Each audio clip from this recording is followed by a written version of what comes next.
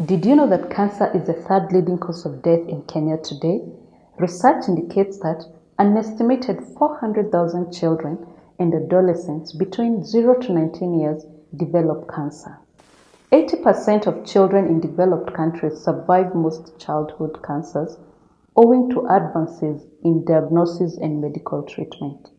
However, less than 30% of children survive in developing countries.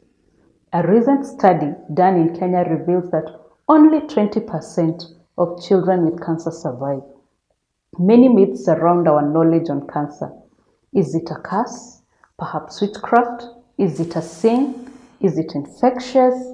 Is it a death sentence with no cure? Today, we want to debunk the myths, shed light on the facts, and enlighten us on childhood cancer.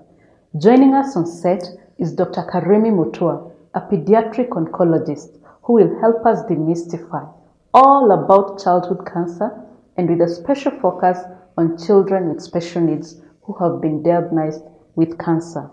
Many thanks for joining us.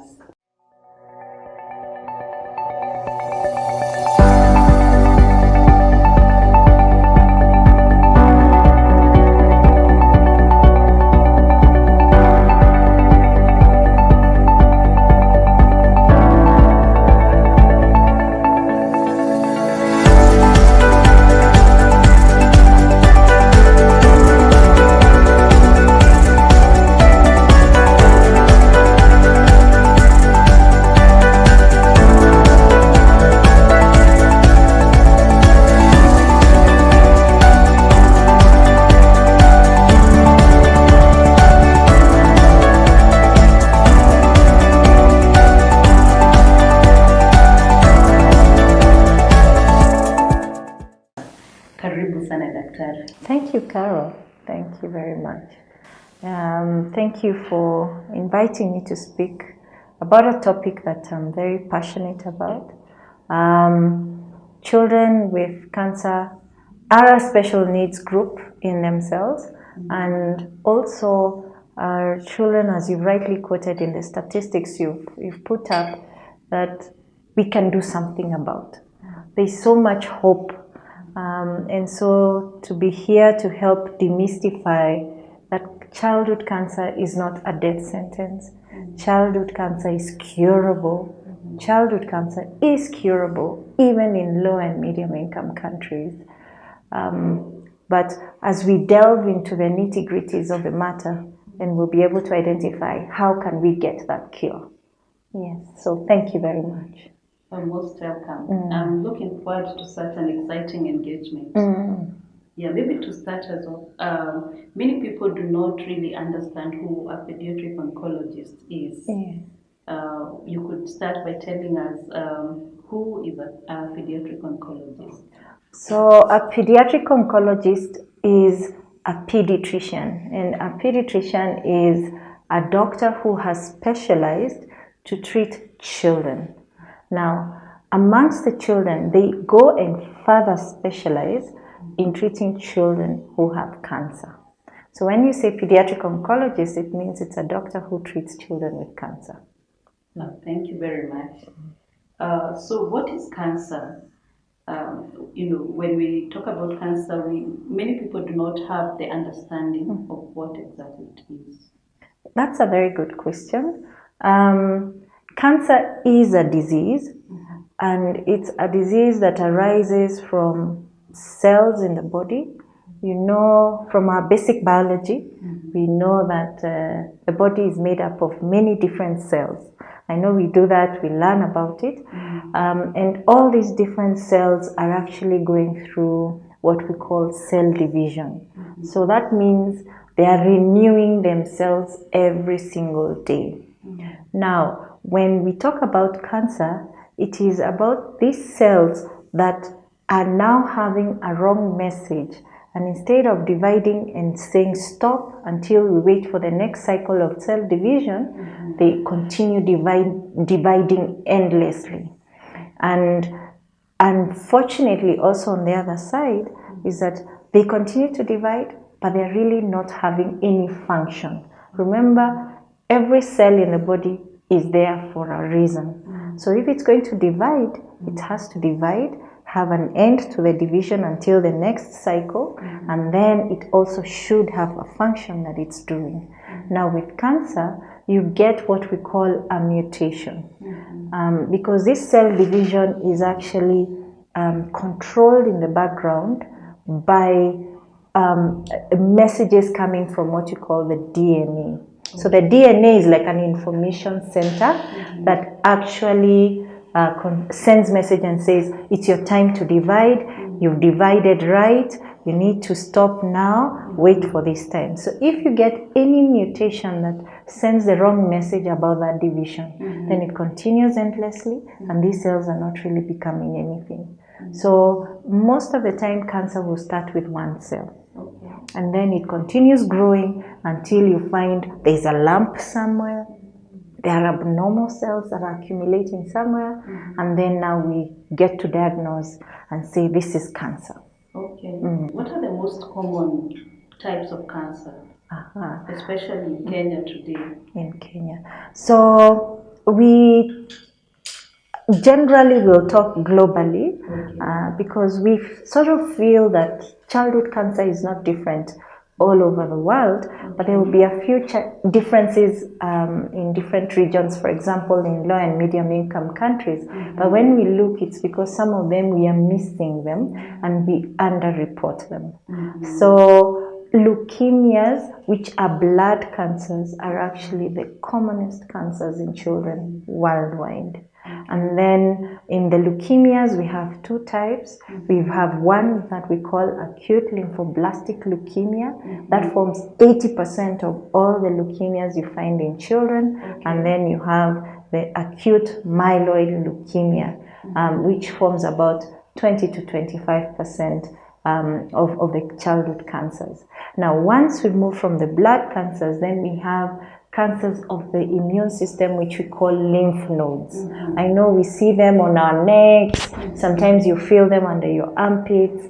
Those are called lymph nodes, and those again are very common cancers in our setting. And in fact, in low and medium income countries in Africa and Kenya, where we are, we almost seem to have almost an equal ratio with the leukemias. Okay. Then the next very common cancer is the cancer of the kidneys. So children get a cancer we call nephroblastoma or Wilms tumor, and it's also very, very common. They present with a tummy mass, and also other than that is a cancer of the eye.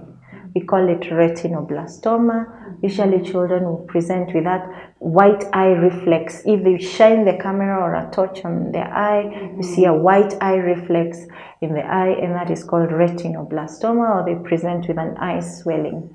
Then you could have any swelling around the bones and the muscles, and we call those sarcomas. So if you look at those, again, those are quite common. A tumor that we almost want to believe that it's still quite common in our setting, it's just that we miss it, is brain tumors. And brain tumors, because you have to have either a CT scan or an MRI to be able to diagnose them, and we don't have a lot of that. Now the situation is changing, but we don't have a lot of that in our setting, so we miss them a lot. And a lot of children die, we call them malaria, meningitis, but they really did have a brain tumor. So we can talk about the leukemias, the lymphomas, the eye cancers, which is retinoblastoma, the Wilms tumor, the kidney tumors, the sarcomas, which are tumors of the soft tissues and bone, and then also the brain tumors. Okay. How does the leukemia cancer present? So maybe I will probably go into childhood cancer, or childhood cancers do not have unique specific symptoms. So a lot of the times, most parents and or doctors or healthcare providers will be looking for a specific symptom or sign that will tell them that this is childhood cancer. And I say most of the time there is no sign or symptom that will usually tell them. So you have to have a very high index of suspicion. So for the leukemias, like you've mentioned, the children will come with fever, fever that is recurring, fever that is there on and off. You can imagine fever, how common it is in small children. Yes. They get fever almost all the time. So you can imagine a parent saying every time there's fever, there's leukemia. Yes. So basically fever should raise a concern when you as a healthcare provider, as a parent, notice that it has a pattern and it's keeping on recurring. If you ever see your child looking pale, and I say if you look at the hands and the eyes, they're not supposed to look very white. But if you put your hand, your baby's hand, and you see they look whiter than normal, that could mean their blood levels are low. Another thing that you could also see is if they start having bleeding tendencies. They see bleeding under the skin, bleeding in the teeth or in the gums, bleeding under the eyes. We see a lot of times children come with bleeding.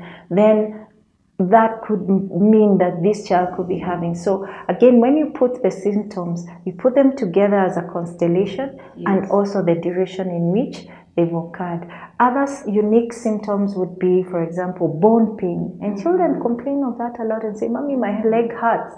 And if they forget about it, then you see again. But if consistently they're complaining, that can be a sign of leukemia. Swellings around the lymph nodes also could be, and any tummy distension. For example, a child who comes in, when we examine, we find enlargement of certain organs, the liver and the spleen in the tummy. So those are some of the common symptoms of leukemia in children. Okay. I'm just thinking about a small child who is not able to express him or herself and is having like bone pain and is just crying. Now, for a parent, for a caregiver, what can be the in addition to what you said, like blood and all that, what can lead you to know that there's something wrong with the bones? So again, very good question, and you've almost rightfully said how a child with pain and is not expressive will present. They present with irritability. And the minute your child is inconsolable, they're crying all the time, and you're not sure what is wrong. You check the diaper area, there's nothing. You check, they don't have any swellings, they've not had a fall. Then it's good for you to take that child for a checkup. Because then when you send that child to a doctor or a healthcare provider, then what they're able to do is to identify if there's any other of those symptoms that we've talked about.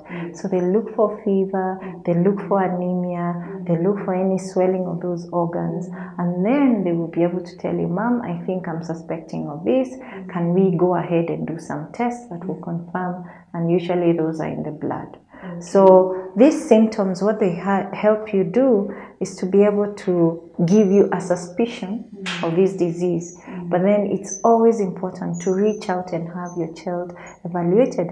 And cancer is a rare diagnosis in children. So majority of the time parents come in and they're so worried. And I say, "I'm happy you came to find out what's wrong with your child, but I'm happy also to say this is not cancer, this is something else." But these are the symptoms of childhood cancer. So we would rather you have a high index, you as a guardian, you as a healthcare provider, because we miss more than 50% of childhood cancer cases in Kenya. So that means 50% of children with cancer will never get a diagnosis and they die. Because if you don't get a diagnosis, then you really cannot be treated. Yes. Oh, wow. That's quite enlightening. Yes. Now, is it possible for a child who's unborn to actually get cancer? Yes, they do get cancer, very rare, but sometimes it's possible that once the mommy is having her antenatal ultrasounds, that yes, we've diagnosed that, "Mom, your baby has a mass in the kidney." We don't know what it is, but it's possible that this would be cancer.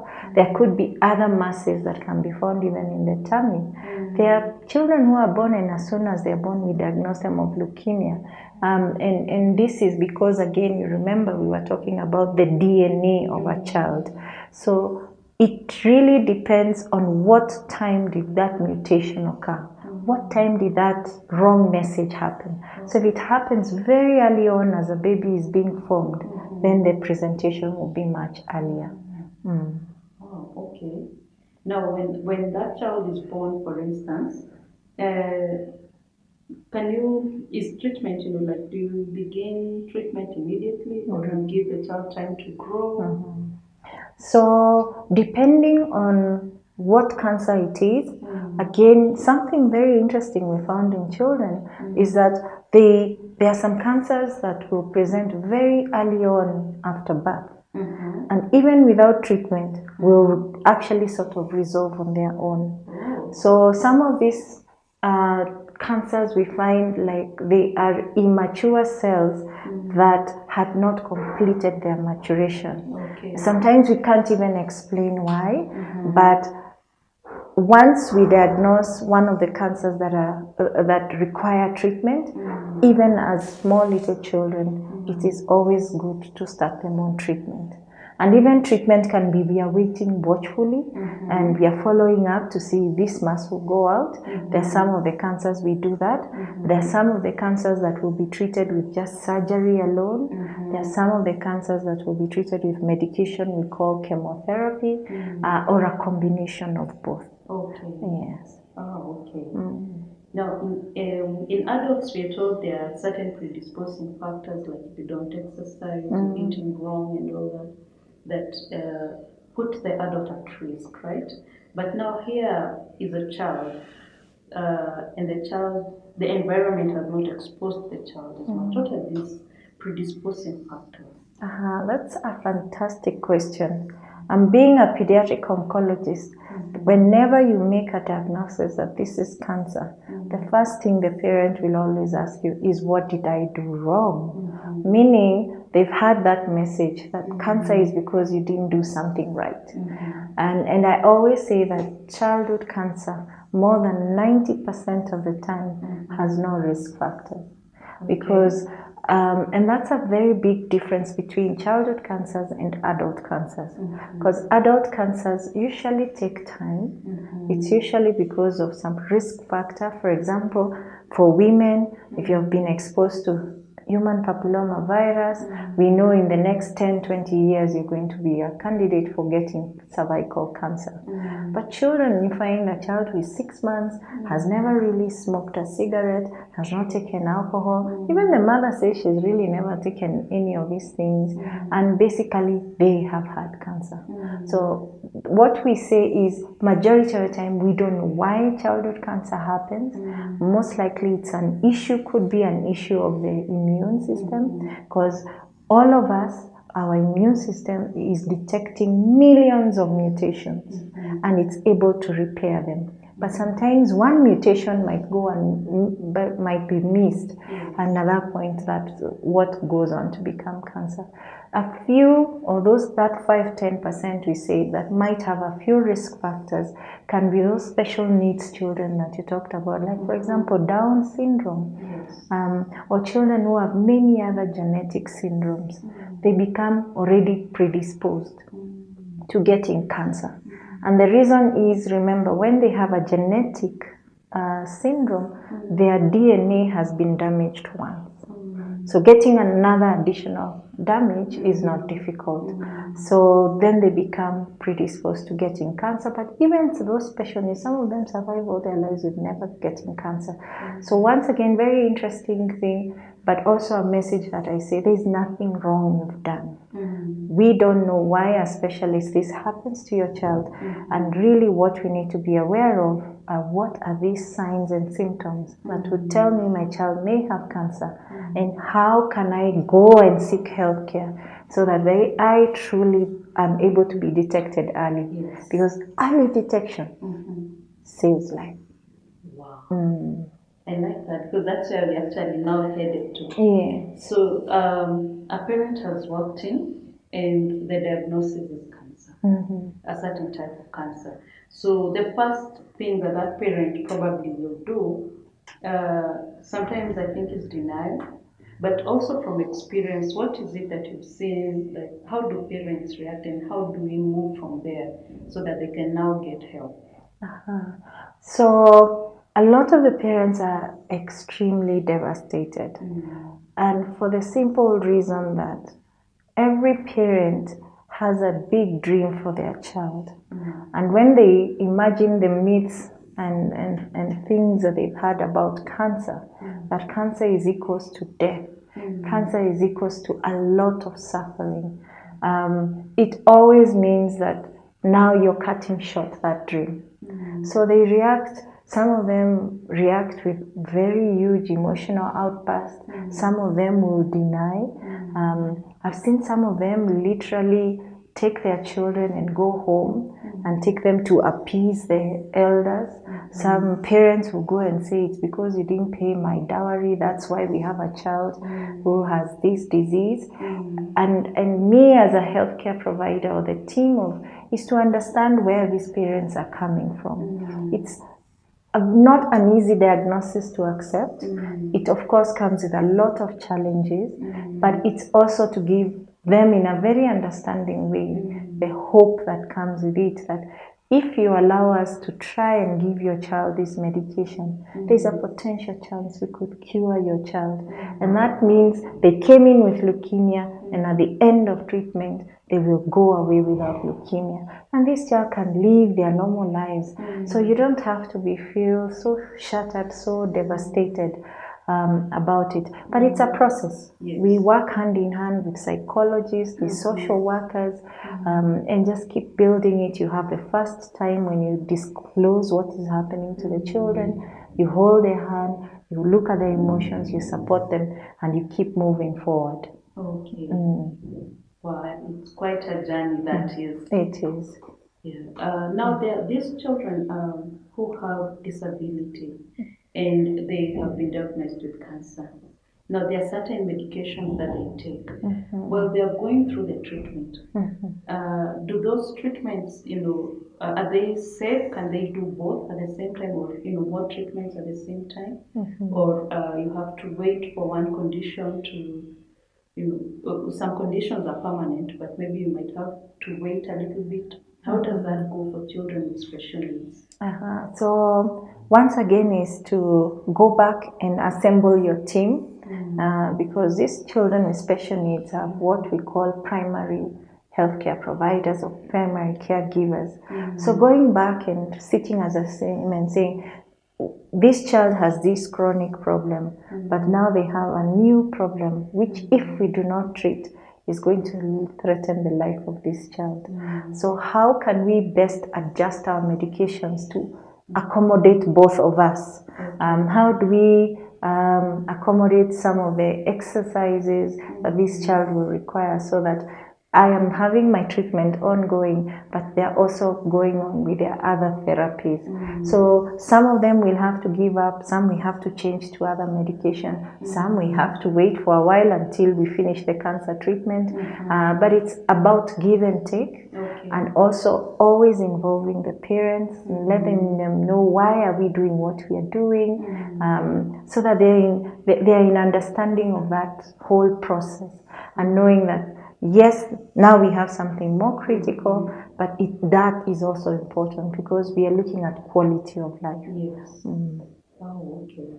And you can have a child who is typical, but maybe through the therapies, the chemotherapy and the other, like surgery and all that, is there a possibility that during the treatment, the child can also become a special needs, like lean towards a certain disability, maybe because of the chemo? Is there a possibility? Yes, sure. For example, a lot of the children who have brain tumors will end up having one disability or the other. We usually will do surgery and then we can follow it up with radiation. Now the effects of the radiation itself, the effects of the surgery themselves on the brain can actually cause some delays. For example, we notice there are some children who get learning disorders from the treatments that we've given. We notice that they have memory problems. We notice they have issues with coordination. So even as we treat children with brain tumors, we have to also have the rehabilitation team working hand in hand, because some of the functions might be lost. and we have to help that child. For children who come in and they have issues with the eye cancers, they lose an eye. Sometimes they lose both. So you had a child who had vision, and now vision is lost because you had to treat their cancer, and now they've moved them from a child who was visually okay to a child who is blind. So now what schools do they go to? What careers do they go to? They become already special needs. You can hear about tumors like sarcomas, bone cancers, and we say now for us to be able to cure you, we have to amputate. That's a child who was initially walking with 2 legs, can run around, can go upstairs. Now they either get a prosthesis or they have to use crutches. Again, it's another special needs. So the disease itself can cause the special needs, or even the treatment, which is really life-saving, can actually cause the child to become now special needs. So the goal is to look at the bigger picture, that is to save the life. To save the life of this child. True. Well, there are times when now the child has become a special need and needs to go to have therapy, like the speech therapies and all that. Now, for a child who's still having a treatment ongoing, are there other different types of therapies that they can do? So majority of childhood cancer treatment is very intense. And it's one of the ways that it impacts the child is that it lowers the immunity. And what that does is predispose the child to getting infections. So when they are during the intensive phases, we actually choose which battles we want this child to fight. And we decide we must win this war on cancer, and so that we can be able to save this child's life. So sometimes we put a stop to them, but not a stop that we will not bring them back. So once the child is in the less intensive phases or have completed therapy, then we quickly bring in again this rehabilitation. So it's one of those things that even as we are going through treatment, we also have a lot of counseling. Yes, because a lot of parents who run away, they are told, we need to amputate your daughter's lower limb, and they say, no, who will marry her? So they opt to run away and not pursue treatment because they are looking at marriage, and this child will not survive to even get married. So it's also looking at ways as healthcare providers, how do we put this life-saving treatment in a manner that's acceptable, because you also understand these parents are actually looking for the best of their child. So sometimes, like the eye cancers, we've designed a way that once we remove the eye that has cancer, we quickly put in a prosthesis, and the prosthesis and the other eye look normal. So this child after theater, unless they told you this eye was removed, so that has made the treatment even more acceptable. So it's just going through a lot of counseling, always changing your treatment to see how else can you do this. Is there a way you can save this limb? Is there? But always remembering, first save their life. Because if you don't save their life, then everything else makes no sense. True. You know, when we are discussing about like the surgery and putting, for instance, in the eye, a prosthesis here. Very many people, you know, say that treating cancer is quite expensive, and I think also maintaining it. So now, what advice do you normally give the parent or the caregiver who, you know, has accepted the condition but is looking at the process of treating the child and is thinking, I do not have the resources? And that's also a very fantastic question, because again, as we say, 80% of childhood cancer, and even more in some places, like even more than 90% of childhood cancer is curable. But cure comes at a cost. And in most setups, parents have to actually pay for it. Because they have to go to their pockets, and I'm sure you've been called for Harambes. Most health insurances don't cater for childhood cancer. And if they do, the amount they give is so little that it will be quickly swept off. The National Hospital Insurance Fund has been trying as a government initiative to try and really also assist in the treatment of children with cancer. But the shortfall is there. And it's one of the big major reasons why we are failing, why we have such dismal outcomes, why we have less than 20% of our children. Because in as much as, yes, we can cure, but the parent cannot afford, then it's really pointless. So that's something as advocates of children that we really need to come out strongly. We can cure these children. We don't have to cure them with very intense protocols.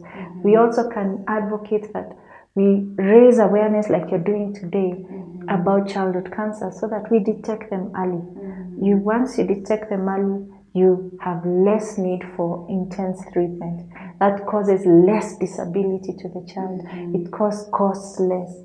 So once you look, it's a whole net, and that is weaving into each other. So cost is a big challenge. It's something we still haven't coined. How will we help? We have a number of foundations coming in and supporting treatment of childhood cancer. But a lot of the times parents have to dig into their pockets and pay for it. True that. One of the foundations we've had a chance to interact with is Faraja Cancer Trust. And I know there are many more, but just to mention one for people to, in case you're watching us, you can look out for more, but you have a place to start. Now, Daktari, you have this child who has cancer. Now, where do you go? Which hospitals do you take this child? What can they do? So I start with a more common scenario where is somebody in the rural areas where we find more than 70% of our population and they really don't have either, they have very minimal access to a healthcare provider.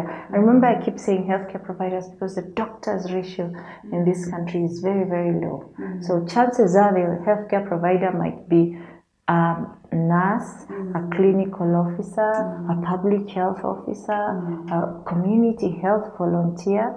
And basically what we usually would teach them is that it's not hard for you to pick some of these symptoms. And once you pick them, where to go. And there's a whole chain of how the referral system goes, from all the way from the basic health facilities in level 1 to the now comprehensive cancer centers level 6.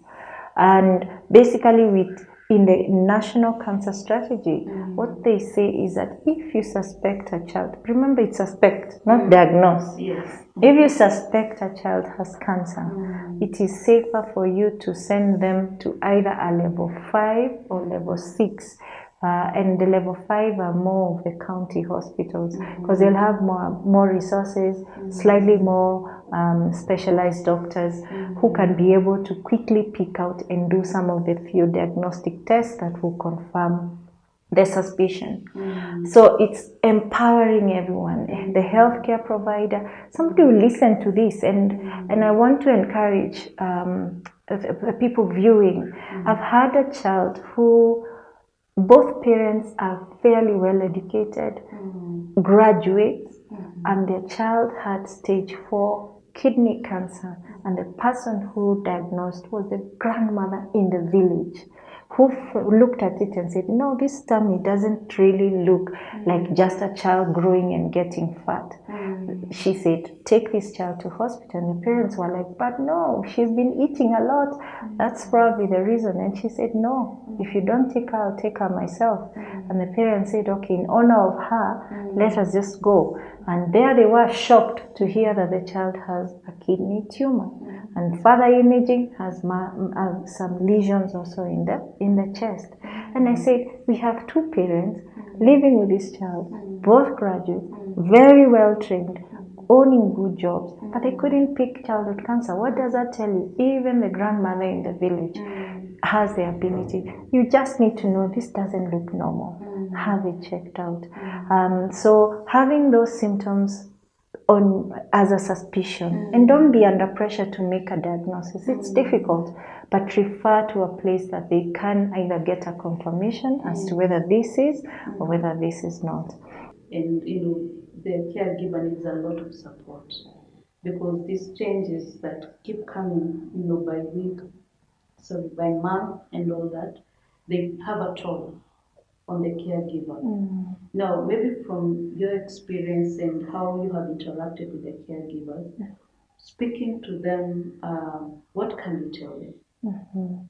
So I really want to acknowledge every caregiver who has had a child battle cancers.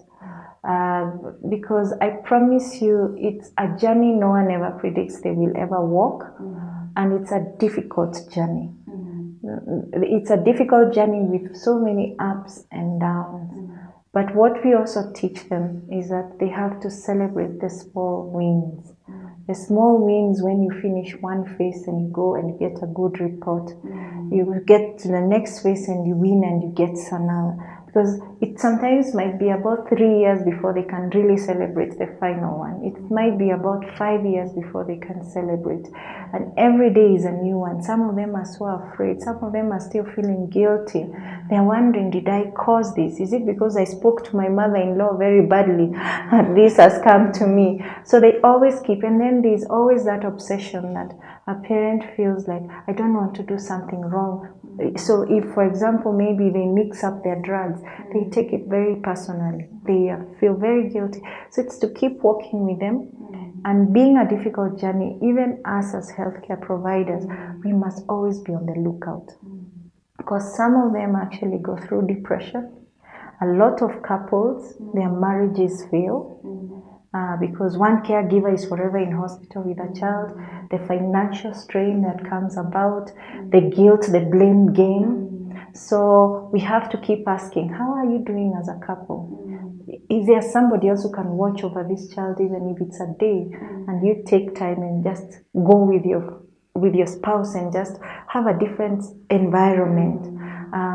So sometimes they even don't want to leave that child because they're so obsessed with something else could go wrong. We are the only ones who know what to do. And true to it, that is true, but you have to help them get over those phobias. But it's always to walk a day-by-day journey, show them we have like groups, parent support groups. Like one of the parent support groups we have, it's amazing. As an oncologist, I walk in and I share all this hope. But it's also amazing when I send a parent who's had a child go through cancer, go there and talk to the other parent. They all of a sudden come with a new, fresh energy. So we make them meet. Some who have lost their children along the way, some who are still on the way, some who are finished, so they can get a whole different perspective. Some of them come back and say, I thought my child was going through the worst. I think I'm blessed. Some of them will come and say, I was able to learn one or two. I knew how to handle my finances from that period. So support them, put them in patient support groups, listen to them, walk with them, understand, and have an eye to really imagine what could this parent be going through. Be empathetic. Yes, when they come, they're down, lift them up, share with them good stories, encourage them. Yes. Wow. No, thank you for that. I'm also looking at the community. Yes. The people surrounding these parents. There are times you want to help, but you do not know how to help. Yes. You don't know how to come in. So what are some of these tips that we can share with the community, the people around, the people around this family, this parent? How can they help? So one of the things I will say is, my people perish, and those are not my original words, but they are from the Bible. My people perish for the lack of knowledge. And knowledge is power. Because you can imagine sometimes I've had parents who are segregated from communities because they're told they're caste. They're actually isolated because they feel this parent has a child with cancer. I don't want my kids to play with their child, you know? It's infectious. Exactly. So if people empower themselves with knowledge of what cancer is, how they can reach out to the people in their community with cancer, remembering that in the African society, children belonged to the society, not to parents. That one day you can actually say, can I take care of your child, and you go and rest. Even some of these parents don't even have 6 hours of sleep. That's all they would want. Maybe that simple can be, let me watch over your child, let me take your child to the mall, or even come, I have brought you food today, you don't have to cook, or can we just have our children play or do something. So it's really having the community support each other, but also support each other with raising awareness, because I've had people who come and they actually watch a clip or what you're preparing, and they come in and say, I watched something, I learned something, I helped a neighbor's child. Yeah, so you can actually save a life by taking this information, watching it, and being able to actually help this child get detected early, refer them to where they can get some help, and we shared where they can get some help, and help save a life. Oh, yeah, that is true. Now, maybe as a parting shot, looking at it even from the perspective of you as a professional, as a caregiver, Yes. what more do you feel needs to be done, like an appeal to somebody who can make a difference for the lives of these children?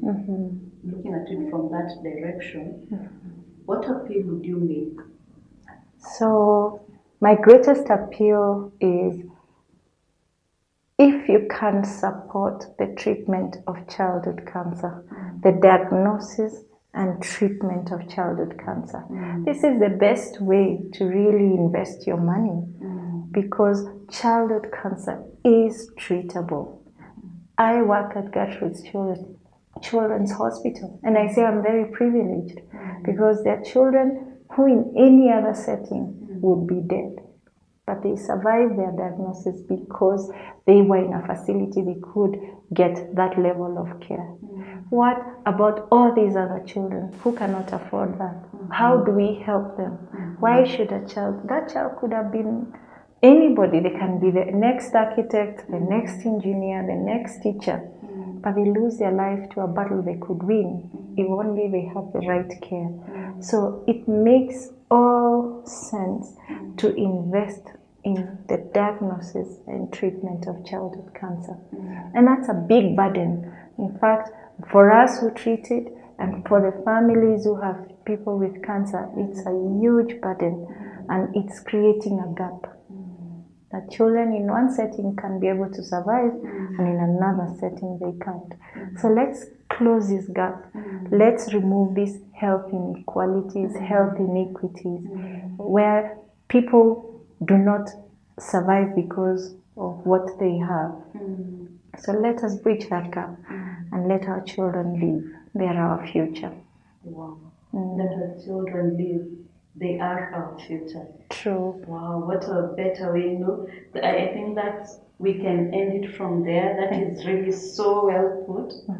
You have a role to play. One, as the caregiver, remember their support groups. You have also had where you can get help. You are not alone. Dr. has ably put it that it is not a death sentence. As the community, you have a part to play. Perhaps today you could sponsor a child. You could walk to a family and say, I want to pray for the next 3-4 sessions. You could make a difference. There is nothing too small. You could make somebody, happy that Terry has said it, just summing it up. Cook that meal. Take it home. Small things that can make a difference, or seemingly small things that can make a difference in someone's life. As always, we are in it together. Thank you, Dr. Thank you very for much. your time and for the enlightenment. I believe so many families will be helped through this. Thank you very much. Thank you.